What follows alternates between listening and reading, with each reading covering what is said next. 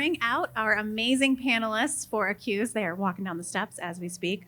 We have 3 cast members, Whitney Cummings, Betsy, Brandt, and Ian Anthony Dale. Make your way up here.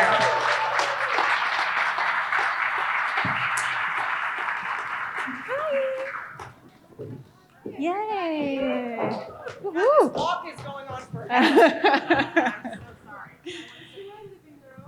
All right, I am so excited to talk to you guys about Accused. I want to ask, did you all meet each other before today? Because I feel like usually a show has a cast that all knows each other. This is obviously a different kinds of show. So when did you guys all meet each other? Just now. Yeah? Just now. Yes. So crazy. Yes. Were you all originally approached for the episode that you did? Or was it about a different episode? Like, was there a different episode? As far as I know. I know. I'm like, I think in terms of playing an emotionally unstable, batshit crazy comedian, I think they came to me first, is my guess. And for you? Well, my episode was very specifically Asian American, written by a half Japanese American about a Japanese family, and so I think the options for my age range were a little limited. So I believe I was the first asked, Yes. but yeah, very happy. Of course, we don't have a writer here today because of what's going on. So you guys are answering the questions that maybe the writers should be answering, but that's okay. All right. So Whitney, let's start by diving into your episode a little bit. Yes, ma'am. And talking about the themes of it and what attracted you to it, besides that she was a little wild. Yeah, I mean, it's my episode. I play a female comedian who has a drinking problem, who's very promiscuous. And it is kind of a dubious honor when it's like Howard Gordon from made 24, The Americans, straight offer. They can't imagine anyone else in this part.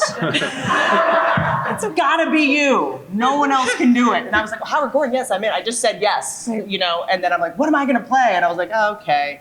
Well, all right. Is this a documentary? I thought I was gonna be acting. What attracted me to it was, number one, the opportunity to do drama, which, not a lot of people give comedians the opportunity to do drama for whatever reason, but all my heroes, my comedic heroes, whether it's, Jim Carrey and Robin Williams and Sandra Bernhard, like when they did their dramatic turns, it was always, very compelling, but it needs to be in the right hands. Mm-hmm. Drama can get, real silly real fast, especially if you're not on a set where you feel like you can really go for it without feeling embarrassed. As a comedian, sometimes we get a little bit silly, or especially playing a comedian, I want to make sure that I didn't go into a bad impression of myself, So Howard was really awesome about letting me, be a less advanced version of the stand-up that I am. And actually the hardest part of it was doing stand-up as the character and being less funny than I am. It was really frustrating and hard, but he really supported me and being able to go, like, this character wouldn't be as funny or as polished or as cogent as me. Her observations would be a little off. She'd have a little more confidence.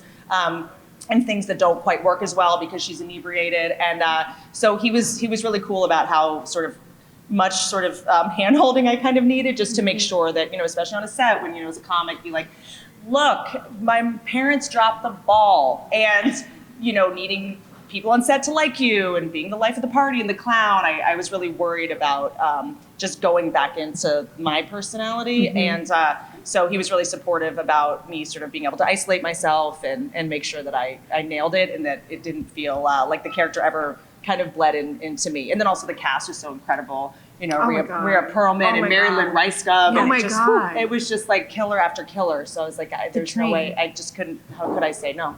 Yeah, I feel like every episode. I said no, which was the whole point of the episode. This is true. But I couldn't say no to doing the episode where I say no and not listen to.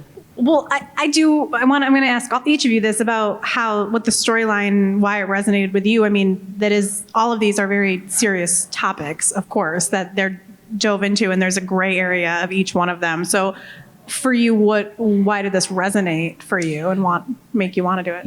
I am in a field where, at the time there was, there a lot of conversation about consent and, inappropriate behavior.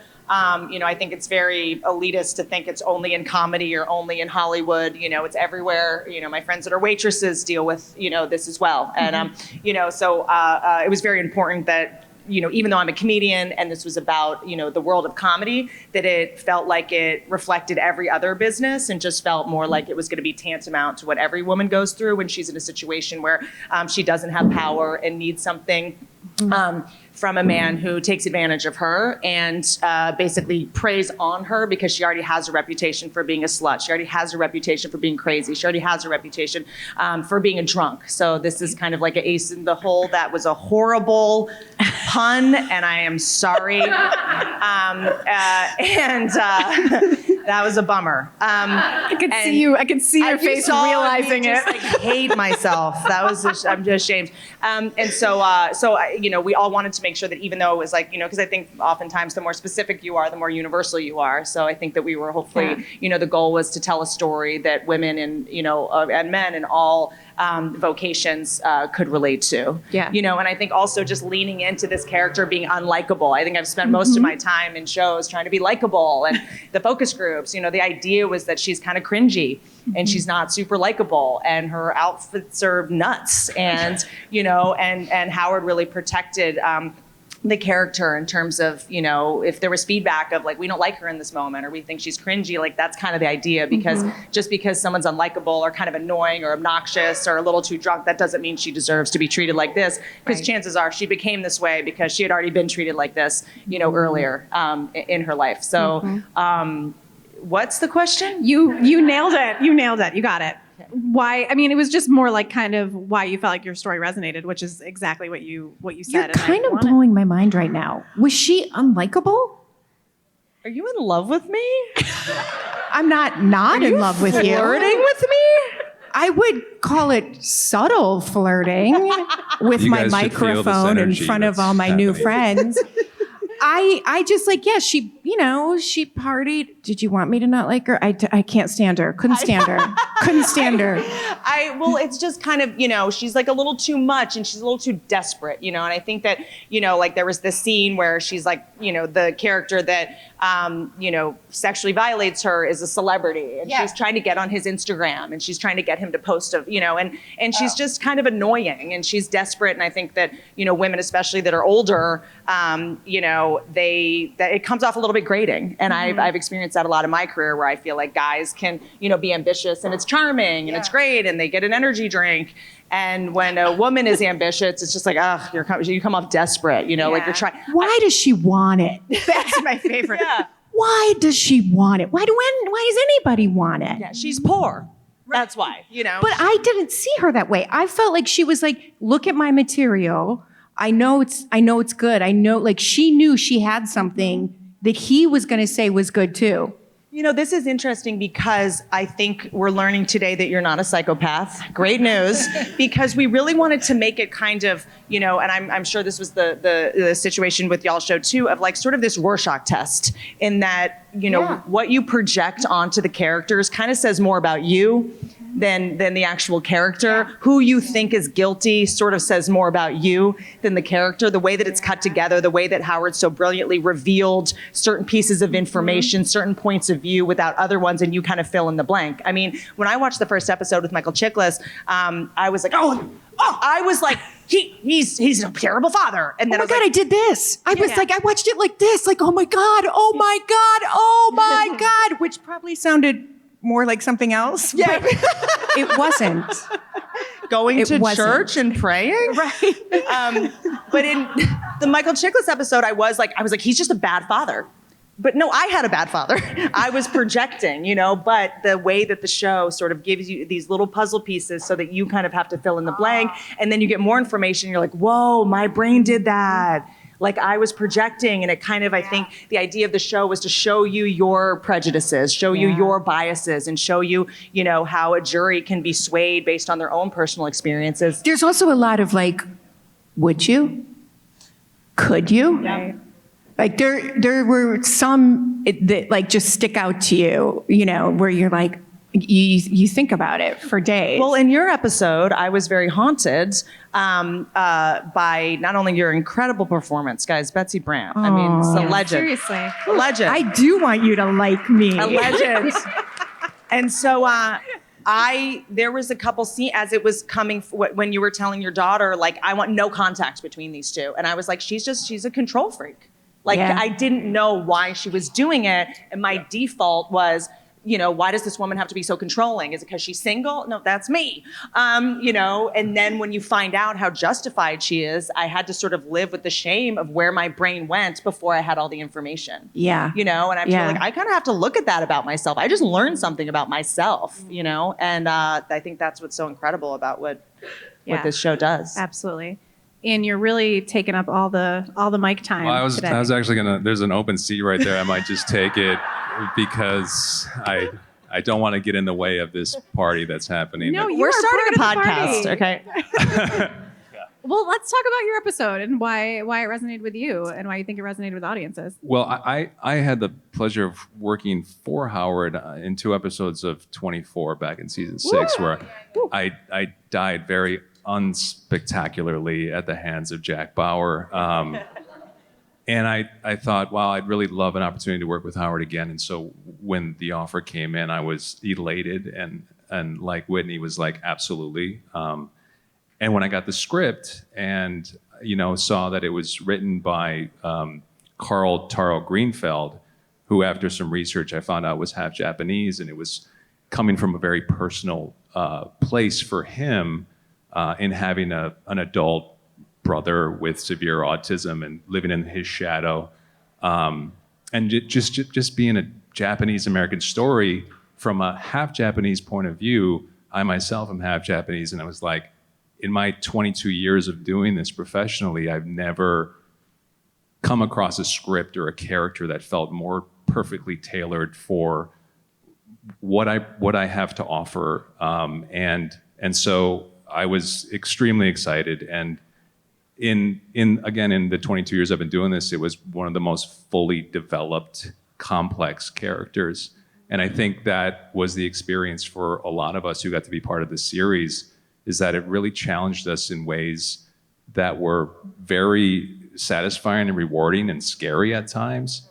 And we got to show whatever talent we've sort of fine-tuned throughout the years, and put it on display for this show. So it was very exciting, and there's a myriad of ways that I related to this character. Sorry, I'm not as funny as these guys. These guys are just so... We get it. Your parents love you. So we'll keep it...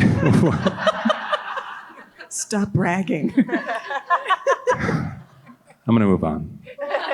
Let's move on. We're going to throw it to Betsy.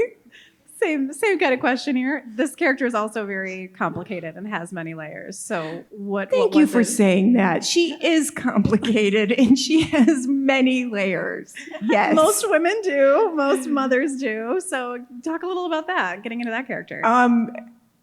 I listen, when same thing, Howard Gordon, you're not going to go, make him wait. You tell him I'm thinking about it. I loved the way they described her when they first brought this role to me, and just I don't know what it is exactly, but that she partied in the past. I got that, and I'm like, I don't really know how I'm gonna play that and how she is now, but it made sense, and so. For me, I think my biggest complaint was I really loved, I got to work with B.B. Wood, who I knew from Love, Victor and just adore, and she was so great in this. And Josh Hamilton, we had such a great group. My only complaint is I'm like, just one episode? Yeah. Just one. We got a groove. We could shoot this for seasons. So I was really grateful for that, but it was being in a show that the writing is so good. And Miley Malloy wrote our episode and Michael Offer directed it, and I wanted to work with him. And so it was very exciting for me. But I loved it. I don't think, I mean, I read it so I knew, but I don't think you see what's coming. No, I was Definitely not. blindsided. And I loved being a part of it. But it's not cheap. It's not shocking just to be shocking. And the great thing is all these characters are doing what they think is best. Even when they're fucking up, they're doing what they think is best for someone they love, what they think is right. And that's the kind of thing I feel like about all these episodes. Like you talk about it after. Like I brought like the episode with Malcolm Jamal Warner. You're just like, That needs again, a part 2. right? Like, would I? Could I? Like, what? Like, oh my God, absolutely. Like, there are times where I'm like, not even just the one I'm in. I'm like, just one? Like, I wanted more from both of yours. So yes, season 17. So Go back to Reboot. it. Let's talk the reboot. I was doing a job with Malcolm Jamal right after I did Accused, and he had done Accused about a month prior to me, and we were both commiserating about what a fulfilling experience it was and how anything we do after that was going to, pale in comparison. It was sort of an unfair comparison, and it has been, truthfully.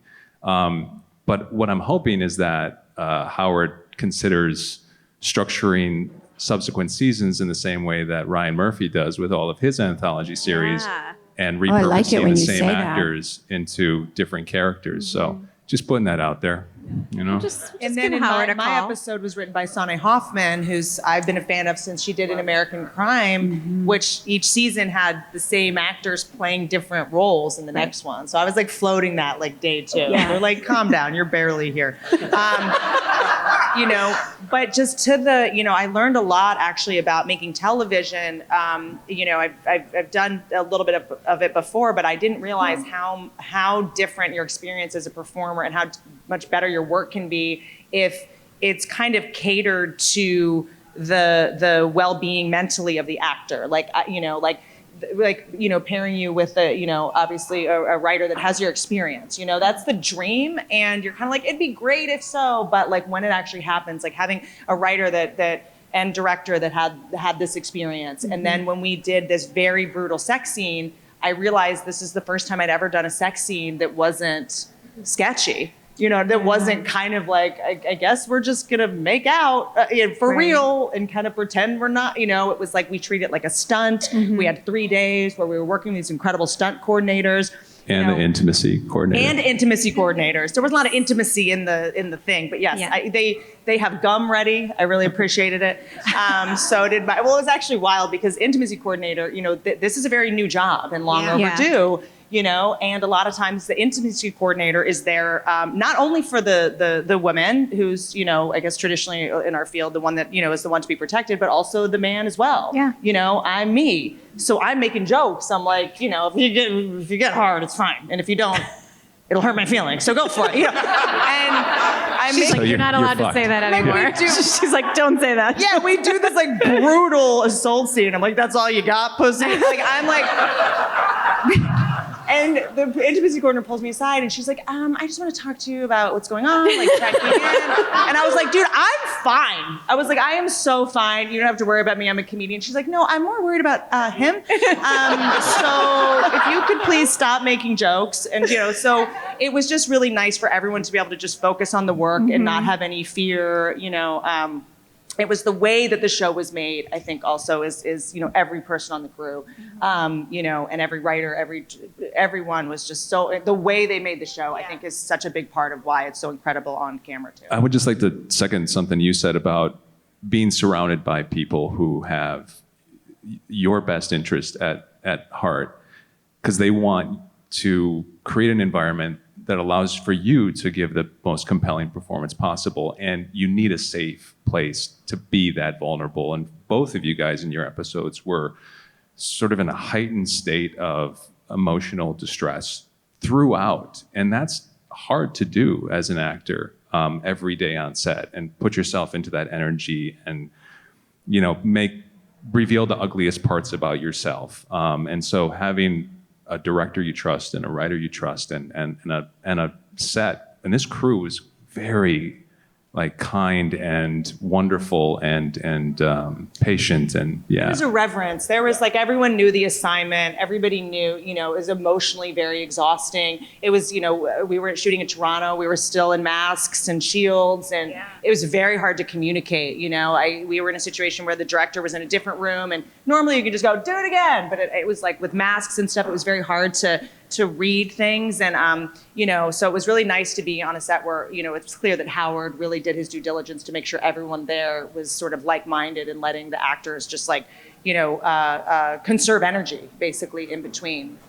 It was even like the makeup artist, like, you know, there were so many emotional scenes for me, and I was like, do I have permission to not get touch-ups in between? Because it's just so distracting. You know, I've never been on a set, especially with someone like Howard Gordon, where I felt like I could advocate for myself and sort of what I needed. And I just was like, I want to hit this out of the park for him so badly. So I'm going to have to go like, do you mind if I don't get touch-ups in between and just look like trash, you know? And they were like, yeah, what, you know, so it was very helpful. They were like, hey, Wait, it was like trash. I have a It's fine. question for you. You were like, you said, oh, what you learned because like you've done a little TV. I feel like you've done a fair amount of television. I'm a mogul. I'm a mogul. Okay. You were supposed to laugh at that. I've done a lot of comedy television. I've done like sitcoms. And, Okay. So this felt different. It just felt a little bit more professional in a lot of ways. You know, it just felt like everyone was really here to make a difference. I think, you know, we sit around and go, we're not curing cancer and we're just making TV and who cares? But we were like, we're curing cancer on this show. Everybody was like, you know, this is our chance to really say something great. And there's very few shows where, you know, you're like, this is this is what I got in this for. You know, I got in this to try to make someone's mind change or see themselves differently or see the world differently or think in a different way, you know? And so I think everyone from costume to makeup to hair, was you know, so reverent of the opportunity to participate in something that could have an impact like this. Yeah, the crew was so great. I mean, it was an amazing crew. And it was so great in the sense that and we were, I think the last one in that season that we shot, and they were still so excited about what we were doing. They were a great audience, and they're there all day, and they were just so behind it. And that, I feel like when the crew is loving what you're doing, you know it's something. Because you're fighting for them. You know, if you can get the crew to be if you can get, like, you know, I do in sitcoms, if when you're, you know, doing the run through and the camera guys laugh, you're like, this works. You know, whereas the live studio audience, you're like, they're kind of here, they gotta laugh, they start, you know, they're on fentanyl, it's LA, I don't know.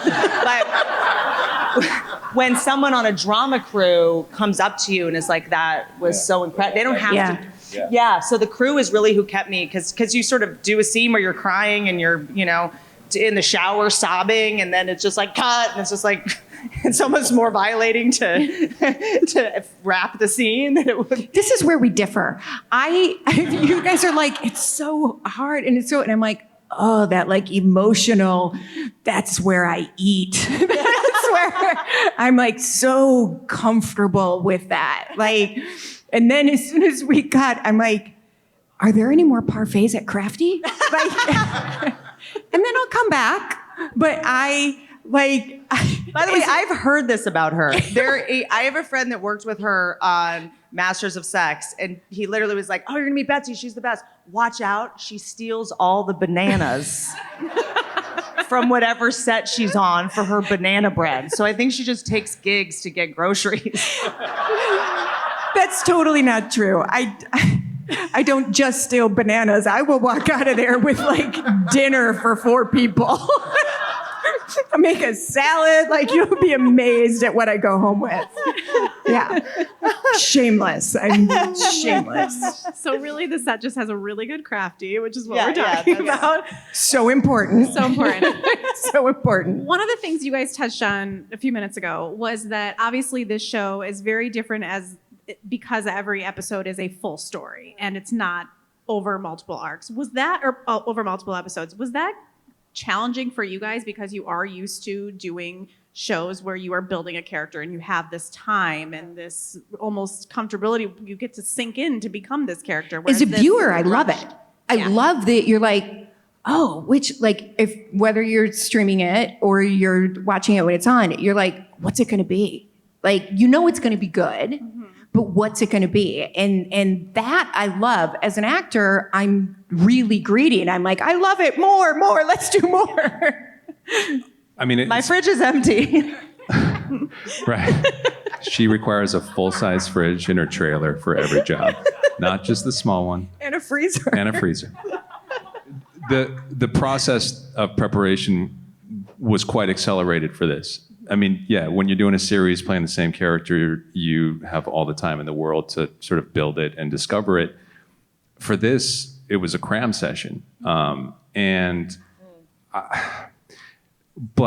the reward was that the episode it was so chock full of like dynamic character moments that sometimes you might not get to experience over the course of an entire season playing, number 3 or 4 on a call sheet. So I had the luxury of reading a novel to get into character for my episode, because the writer of my episode based the episode on a book he wrote called Boy Alone, which was about his autistic brother. And it was like a 400-page novel. I ripped through it in like 2.5 days. And I don't read fast. But it was the greatest source of research and information I could ask for as an actor, gearing up to try to portray somebody that is, clearly, based upon him. So, yeah, much faster and much more difficult and a little bit intimidating. Mm-hmm. But it's interesting because your experience is probably much different than both of yours because it was a real person that it was based on. Yeah, definitely.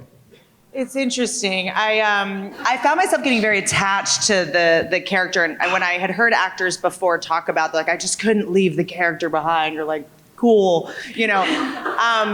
But with this one, I found that I was so attached to her. I wanted her to grow so bad. I was just rooting for her so much, and I also loved the person that I was when I was trying to figure her out, because I couldn't lead with judgment. I couldn't lead with any kind of projection, because she reminded me a lot of me a while ago, and I couldn't be disgusted by her choices. I had to really have an open heart, and it really opened my heart to having more patience with other people's limitations and people's trauma. She comes from foster care and extreme sexual abuse, and sometimes things like entitlement and negativity and a bad temper and being judged, a lot of times that comes from pain, and it helped me kind of do forensics on, okay, why does she behave this way? Even though right now she just seems like an entitled brat, this is coming from trauma. And it really helped me kind of upload my software on how trauma presents itself and have more compassion. So I got a little bit addicted to the person I was when I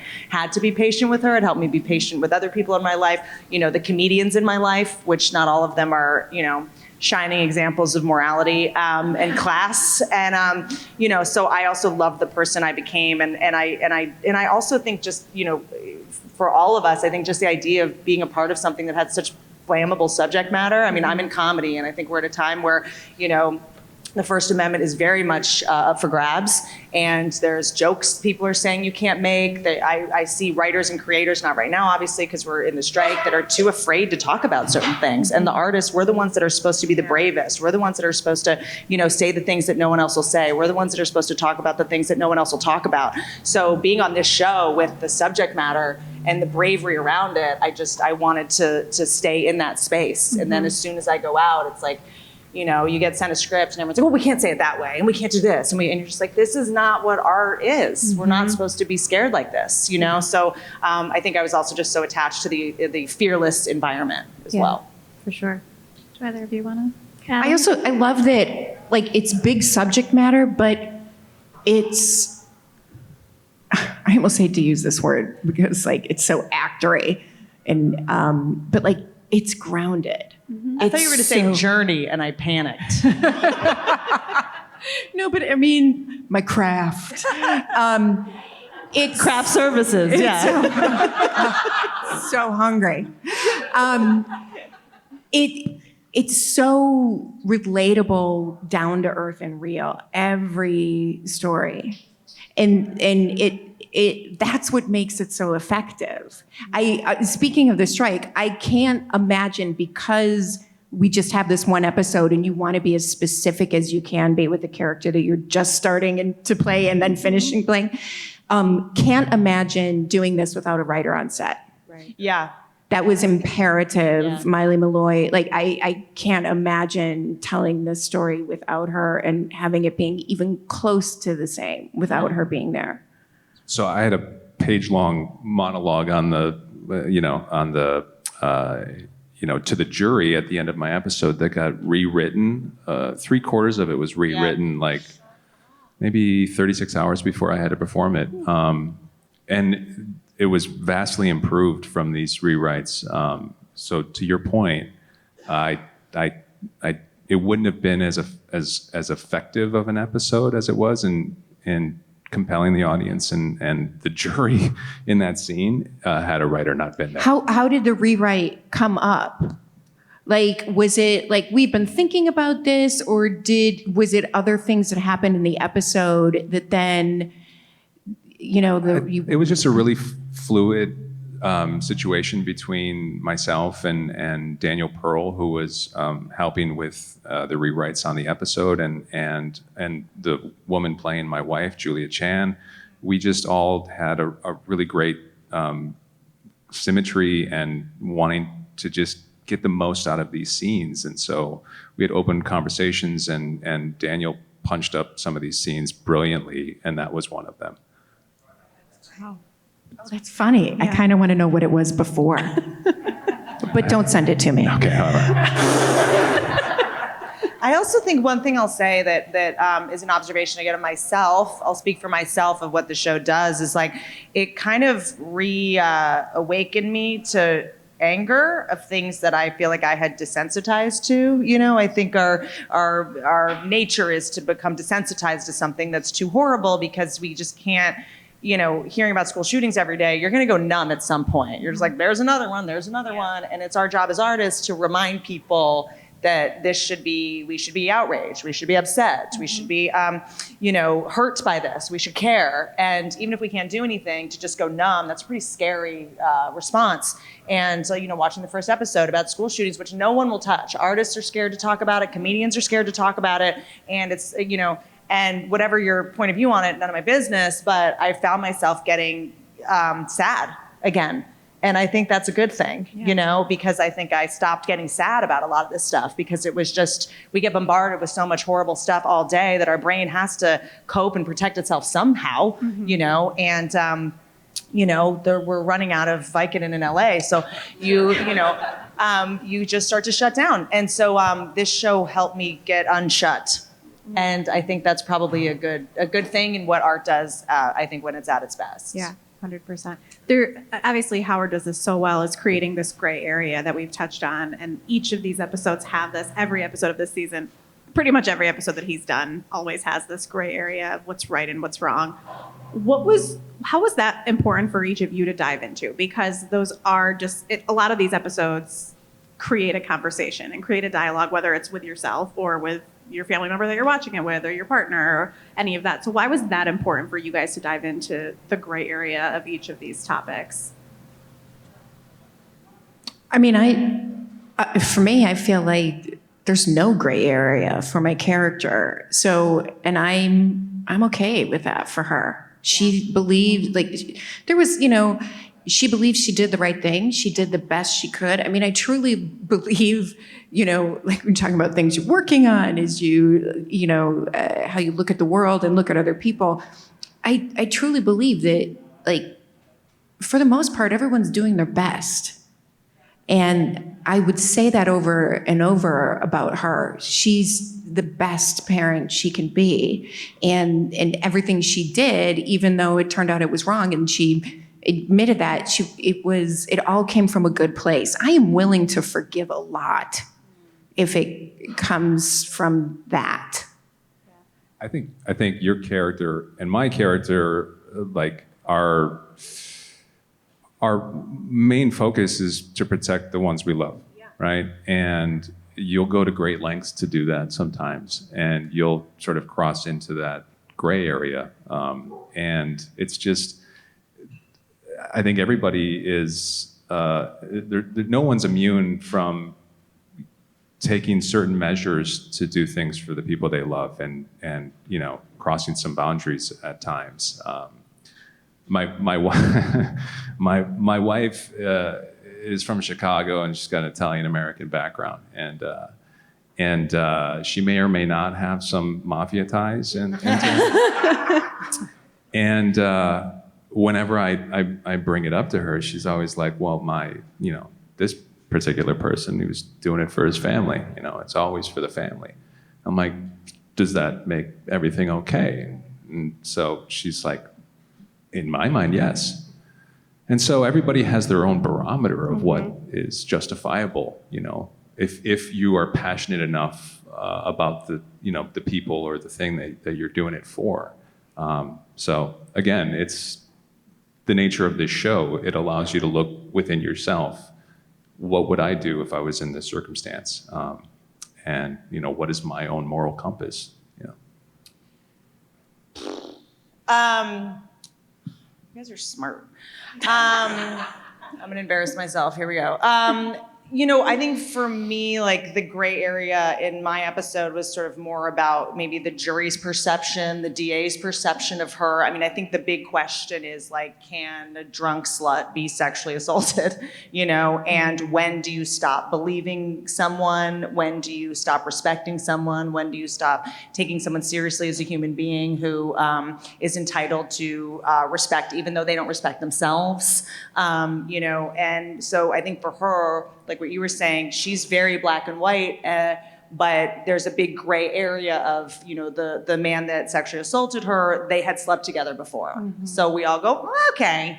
So they've already slept together. And she was drunk and she wants to, you know, she wanted something from him. And then he wanted something in return. And it felt like a fair exchange to him, you know, and you go like, okay, so your brain wants to get out of the discomfort a little bit. Your brain doesn't want to have to go to that icky place that would maybe make you have to reevaluate a lot of whatever happened to you in high school or your 20s or whatever. So yeah, it's fine, it feels fair, you know, and I think that you know, juries are human beings and they have prejudices, they have biases, they have traumas, they, you know, like a lot of us, they don't want to be in an uncomfortable space all the time either, you know, and so I think that's where the gray area kind of is, and I think the more gray things become, the more black and white she becomes. And I think something interesting about the Brenda character is, I just remembered how she was described. You made me try to remember. It was, she's the poster child for self-sabotage. And, you know, I learned a lot about sort of the way I comport myself as well, because it doesn't really matter, you know, yes, you know, her whole thing was she does the right thing for the wrong reasons. And I'll always forgive that, but a lot of people won't. They just kind of go, this person's crazy, that's how my mom acted, that's how my ex-wife acted, that's how the boss I hate acted, that's how so-and-so acted, and then you just get put in this compartment. But the less she's listened to, the louder she gets. And it's something that I've learned you can't do, because you're just gonna end up losing people, and you know, but she's not there yet. She's feral, and she still lives in this delusion that things are black and white, and they're not gray. She hasn't accepted that. She believes, like, you know, and there's something fascinating about in this episode, the craziest person is saying the sanest things. And all the, quote, sane people are acting crazy. And I think we see a lot of that now, where you're kind of like, why is the homeless person on the street saying some really smart shit? And then all the people that are in power are acting nuts, you know? And so I think that it was an interesting opportunity to just go, look, like, you know, here's all the things that our brain wants to, you know, she wears mini skirts and she's wearing fishnet stockings and she's drinks a lot and she's loud and she's a female comedian and she wears too much makeup and da da da. And then we start discounting someone for those reasons. And, you know, and I think, you know, it's a time where I think gray area thinking is more important than ever. But I think for the character is never in that space. So I tried to make sure that I just was so black and white, because that's where she is in her brain. Your character didn't do anything wrong, like the entire episode, in my opinion. I've watched your episode twice, and the only thing that could be put under a microscope is the Instagram post, or Right. because it demonstrates. Excuse me. Sorry, it demonstrates just the power of social media, but I'm not supposed to talk. Yeah. Who's in my rider? Yes, that we the want to man hear you. You're can't talk good. more than me. But yeah, no, your character was really like, I mean, she was the victim and she didn't do anything wrong. And you could argue that even writing that, message, I mean, that's not, it goes back to what you were saying about comedy and, being sort of under fire for what you say and what you do. And there's no nuance anymore. And I think Howard's point with that, and Sonnet who wrote it, I don't need this, I'm loud as shit. But was trying to make the point that if something horrible happens to you, you do have to be the perfect victim. And that's not what predators prey on. They don't prey on perfect victims because they would never get away with it. Predators go after people that no one would believe. They go after people that don't have the money to fight it. They go after people that already seem a little crazy. They go after people that seem like sluts. They go after people that don't have a lot of, friends and family around them, and they isolate them. So, so I'm so grateful to Howard that he, with this very delicate balance of, yes, she wrote, a sloppy tweet where she kind of, said something nuts and she didn't really have any friends. She's not a girl's girl. That's another thing that was really important for the character. She doesn't really have girlfriends, which is another thing that makes you go like, well, that's weird. She's like one of the guys, which is like, it was really important that was part of it because it reveals her, lack of emotional maturity and, even girls don't like her, so. I think that as a society, like what are the boxes that we check in order to go like, okay, I don't have to feel sorry for this person or this person doesn't deserve respect, at all, I think is, it was really brave. I mean, I was worried. I had a pit in my stomach like every day. Well, just because, I mean, it's like, playing a character like this kind of, it's just an incredibly flammable subject matter, for all of us, Well, it's personal for like both of these stories are they all are personal for a lot of people. The other thing that interests me in all of ours, and then also the other stories, there are people around, like, so that you see, you're like, oh, this is how that happens, or this is how it gets that far. And that's part of the conversation too. And that fascinates me. It's one of the things I love most about the writing on the show is that there's no character that you're like, why are they there? Yeah. Everyone is there for a reason. And that makes us have to look at ourselves too. Like we have to look at ourselves and be like, okay, am I a part of that problem? Yep. Am I perpetuating this? Am I like, I was blown away for me personally because I'm a woman in this industry and because I'm a woman, Rhea Perlman's character. Yeah. Rhea Perlman playing the club owner was incredible. And, and when Brenda's character called to say, I've been assaulted by, basically your show pony, your moneymaker, the comedian that did it to her, Rhea Perlman was like, it's just don't, I think some of the dialogue was something to the effect she's saying, like, if I, made a fuss every time that happened to me, that's all I would do. Yeah, she's like, oh, you don't know the times I've had to. And you see these different generations of women and some who, I remember when I was performing in Houston, this was like my last stand-up special before this, and I was talking a lot about the Me Too stuff, and, I was talking about, catcalling and sexual harassment in the office, and this woman in the front row, six-year-old woman just went, take the compliment and move on. And I was kind of like, you know what? There's the good for you, whatever you had to do to cope, or maybe there's different different echelons, different generations of women and men. They see things differently. Different parts of the country see things differently, and then sometimes you'll have a point of view because you need to, be able to sleep at night and be in denial about whatever happened to you. And Brenda's not in denial. She's a lot of things, but the one thing she's not is in denial. And bless her heart, I think. Something that I love about the engine that did make her likable that I could find was, her deal is like, I'm a piece of shit. This has happened to me many times. It'll happen again, but I can't let it happen to someone else. Like this stops with me. And the kind of women and men and whistleblowers that stand up to go like, I know I'm going to get torn apart. Yeah. Like, I know I'm going to get destroyed. And I've had to do things like this in real life. And you're like, even if no one believes me, even if this goes horribly and destroys my life, like at least I can stop the pattern here. And now that I have this information, I can't not be obnoxious and loud and make sure that it stops with me. But also to really reveal sort of the weaknesses in the legal system of how people in legal systems are human beings, and they've got daughters and they've got sons, and, they project onto the case, and, and something that I love that you said where, I was watching your episode and I was like, that could be me. That could be me. Yeah. I was looking into surrogacy. I was looking into, sperm donors and stuff. They don't accept redheads, by the way. That is. Seriously? Yeah. It's dark. Shut up. So no Santino. No Andrew Santino. I know. I text him that like once a week. Just to troll him. And, so when these episodes are so wild, but like someone's kids or school, so people have gone through this stuff, and to go, that could so easily be me. That could so easily be someone I know. And I just really wanted Brenda's character. I wanted it to be like a horror movie, like people watching just like, can you just don't wear that to the meeting and they'll take you seriously. Just put your hair up, just brush your hair, just like, and then it's like, no, we shouldn't have to do all that stuff. But when do you start to sort of conform to the system so people will take you seriously? When do you just stay authentic? And why does it have to be more about how you say something instead of what you're actually saying? But she doesn't have the ability to, like so many people in the legal system, that got screwed over. They don't have lawyers. They don't have, can't go to Neiman Marcus and buy a suit that makes the jury take them more seriously. They're not afforded that, So I think it's also an opportunity to look at the flaws in our legal system and find ways that as individuals you can kind of protect yourself and make sure that, we don't put all of our trust in the legal system. It is impressive when you walk on that set in the courtroom. It's like, but I was also equally, if not more thankful that most of the show takes place outside of that room.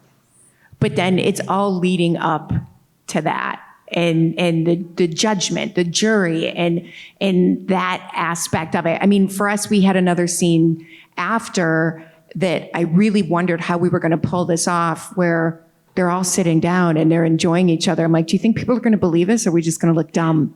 But I when I saw it, I was like, oh, we did that. That's not easy. And I was aware, I'm like, oh God, we're lucky. We're with this group on this show, because this could have gone not well. Yeah, completely. I want to open it up to fan questions. So if anyone wants to ask a question, head over to the mic would be good. Don't be shy. Oh, perfect. Hi. Come on up. I love this. I loved all of your episodes, and I love all of you and everything else you do. If you want to come back in another season, could each of you maybe share the type of character you'd like to come back for, or what type of story you'd like to see yourself in for a new season? I know it's on the spot, but. Well, I was just thinking recently that I might reach out to Howard to see if he plans to do any Asian-centric episodes next season, if I could maybe return to direct that episode. Ooh. That'd be so cool. Oh, I like that. It's hard for me to get in the mindset of, and this is my own thing to work on, like choosing, like instead of like, oh, well, I could do that. I'll do that. That's interesting. I'll do that. Like there was also, I think it's fascinating to, have to not squeeze yourself into that character, but it's a character that you're not like, oh my God, that's just a walk in the park. Like to have to find those things about yourself in that person. Like, episodes are also good. I would be happy being on any of them. So I can't imagine there being something that I'm like, that's okay. I feel like they're all just fascinating in such different ways. I will play the intimacy coordinator for a relationship that gets out of hand. But wait, can we talk about that scene for you? Because now since you're saying this, if that scene was not shot like that, because it's tough to watch. Mm-hmm. The whole thing doesn't work because you have to shoot that scene. It has to be. It's like we were saying, these moments in all three of our episodes where it has to be so specific, or the whole thing doesn't work, and that is so tricky to do. But there is no way. It's like, no, that wasn't friendly at all. Yeah. There wasn't. This was not. Doesn't matter what she's done in her past or hasn't done. this is what that was. That's so nice you said that, because I one of the stipulations in working on it, not that I'm like throwing stipulations out at Howard Gordon, but I was like, if I'm not the best match for this, or if the sorry to say process, you guys, but the way that I would like to approach this, because I believe that to be the case, and I know I come off tough, I know I come off, like hard to dominate mentally, physically, whatever. I think people don't think of me as like a delicate flower. I talk about sex a lot on stage. I was like, I really need to play defense against that. So this really feels like, stark and sad, and not like kinky sex, or not like she's fine. Can we have a really open dialogue about what this sexual assault scene would look like, so that, because I'm strong, I'm wily, I want it to be believable. Can we please have open dialogues about this sexual stuff without everyone panicking and being scared? And, the intimacy coordinators were present. And then the actor, Sean Clier, who is amazing. I just won the lottery with the man that sexually assaulted me in the show. But good for him for being open to a lot of people would be like, no, I'm not doing that. Well, I'm not doing that. He's also such a what's the word? He's just an incredible dude. He such a dork. He does charity work. He's going door to door to register people to vote. I'm like, this is spooky. Yeah, exactly. He's engaged to a gynecologist. He's just best dude. And which is, if you felt any darkness in the essence, it would give it away. I think part of the reason he gets away with this so much is he comes off like this American Pie guy.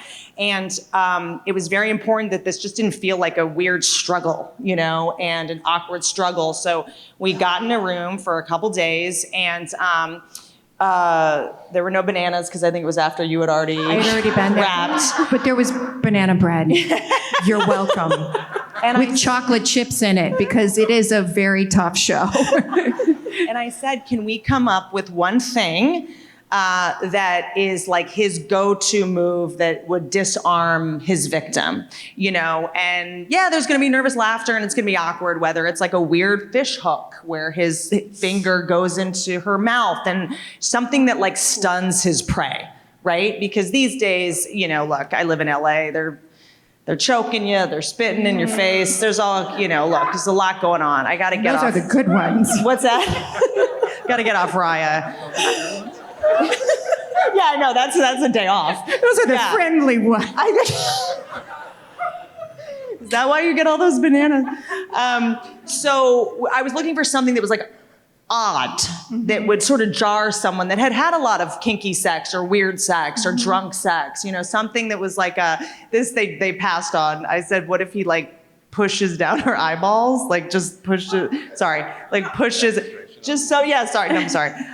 Canceled. And something just so odd and sadistic and dehumanizing, but that knows she's strong, she's tough, she's a fighter. How would he know to disarm her? Is it a weird hair pull? Is it an ear pull? And I think we landed on I haven't really watched it. It's too arousing. But I believe it was a thumb pulling the mouth back, and she instantly went limp, just from the pure savagery of it. It wasn't. I have it on my phone. You have it on. What an pull up your odd favorites? profession we work in, huh? But we really thought of it more as predator and prey, than anything else. The way you would stun an animal, the way you would, do something sort of so shocking and so bizarre. I was looking for something. It was my husband and I always watch the show together, and we were both whoa, it was very effective. It was so. Which it just it made the stakes so much higher. And because there's no way in her mind she could go, oh, well, that was just a miscommunication. We also want to make sure she wasn't overreacting, and because of what she experienced, that is uniquely her experience, and she can't really go into the DA's office and go, dude, he did this weird fishhook thing, or who did that? And he would have been like, oh, that is weird. She couldn't explain why she knew it was a sociopath or. No, I was just going to say, I rewatched both your episodes on the plane right here this morning, and when that scene came on my iPad, I was like...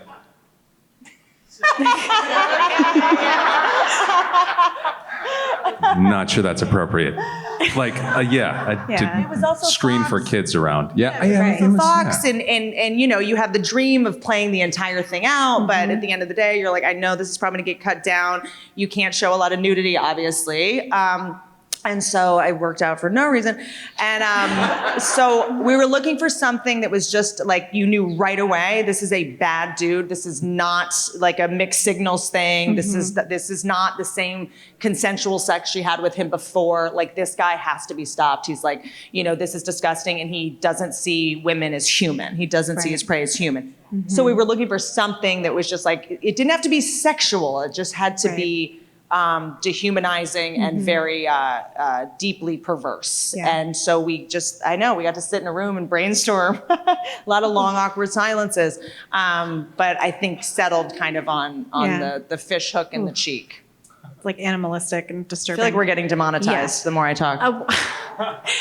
Does anyone else have questions? I don't want to cut anybody off because I only have a few more minutes. I mean, we can keep talking about the fish hook Yeah, for the I mean, last few well, minutes. So We have we more first in- thought it could be a thumb.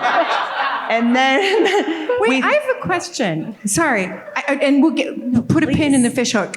that was another pitch, to take a pin. But which also would have been effective. I'm sure you would have sold that also.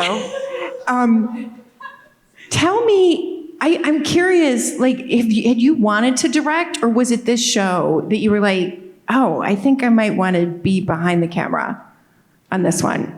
I mean, I got a chance to direct when I was working on Hawaii Five-0, and it sort of opened up a whole new world of creativity and collaboration, and just, you know, a wonderful, wonderful experience. And getting to try to tell a story that's extremely meaningful, I imagine would be the most rewarding thing I could possibly do in this profession. So that's knowing that each episode is built around trying to tell something important and send a message.